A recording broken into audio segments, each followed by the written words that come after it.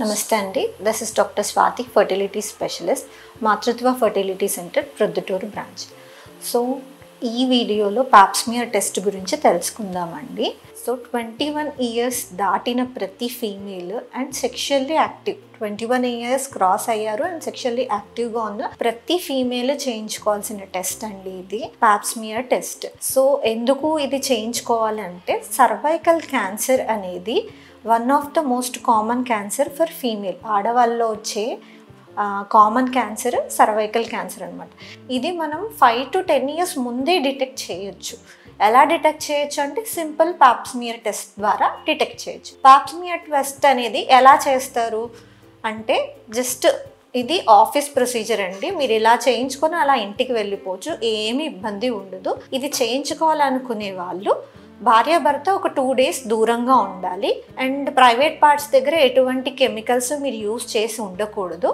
అలా చూసుకొని మీ డాక్టర్ని ఒకసారి కన్సల్ట్ అయితే, అండ్ పీరియడ్లో ఉండకూడదు, నార్మల్ టైంలో చేయించుకోవాలి. సో అలా మీరు వెళ్తే మీ డాక్టర్ అనేది పాప్స్మియర్ టెస్ట్ అనేది చేస్తారు. ఎలా చేస్తారు అని అంటే, కింద ఒక స్పెక్యులం పెట్టి వెజైనాలో ఈ సర్విక్స్ని విజువలైజ్ చేస్తారు. అంటే గర్భసంచి ద్వారం, సర్విక్స్ అంటే గర్భసంచి ద్వారం అనమాట.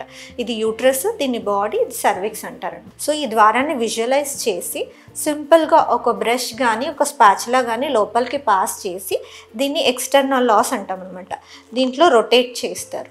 అండ్ చిన్న సైటో బ్రష్ లోపలికి పంపించి రొటేట్ చేసి ఈ 2 శాంపిల్స్ని తీసి టెస్ట్కి పంపిస్తారనమాట. దాంట్లో వాళ్ళు మైక్రోస్కోపికల్గా ఎగ్జామిన్ చేసి మనకి ఏమైనా అబ్నార్మల్ సెల్స్ ఉన్నాయా, లేదా ఇన్ఫెక్షన్ ఉందా, ఇంకేదైనా ప్రాబ్లం ఉందా అనేది రిపోర్టింగ్ అనేది ఇస్తారనమాట.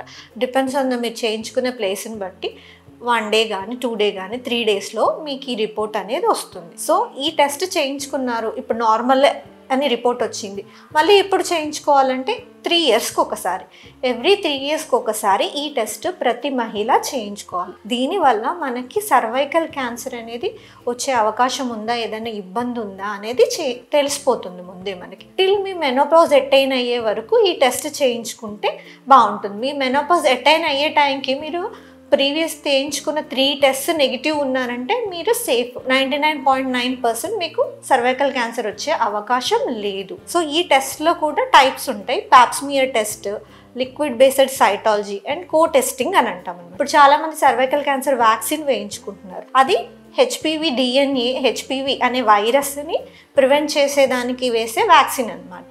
సో ఆ వైరస్ అనేది మనకి డిటెక్ట్ చేయడానికి చేసే టెస్ట్ కో టెస్టింగ్ అనమాట. ఆ హెచ్పివి DNA, ఆ వైరస్ యొక్క DNA ఇక్కడ ఈ ద్వారం దగ్గర ఏమైనా ఉందా అంటే, ఆ వైరస్ అనేది ఉందా లేదా అనేది కో టెస్టింగ్లో మనం టెస్ట్ చేసి తెలుసుకోవచ్చు అనమాట. సో పాప్స్మియర్ టెస్ట్ ఉంటుంది, లిక్విడ్ బేస్డ్ సైటాలజీ ఉంటుంది, కో టెస్టింగ్ ఉంటుంది.